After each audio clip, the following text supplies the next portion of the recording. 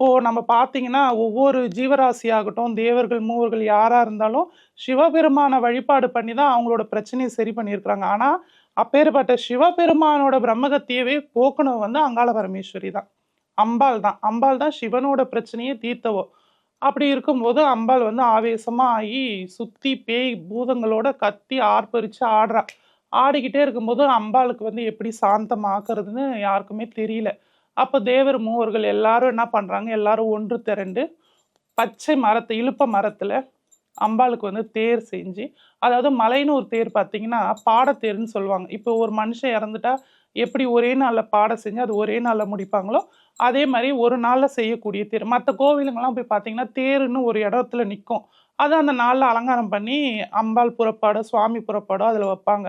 ஆனா, மலையனூர் தேர் பார்த்தீங்கன்னா, இந்த மாசி 1 பொறந்ததுக்கு அப்புறம் தான் அந்த தேர் செய்ற பணியே ஆரம்பிக்கும்.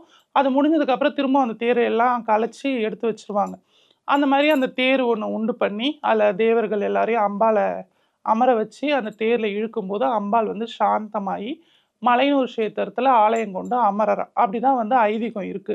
இத வந்து மயான சூறை அப்படின்னு சொல்றாங்க. அங்காள பரமேஸ்வரிக்கு நம்ம இடக்கூடிய மயான சூறைன்றது இந்த வரலாற பேஸா வச்சு தான் எல்லாரும் பண்ணிட்டு இருக்காங்க.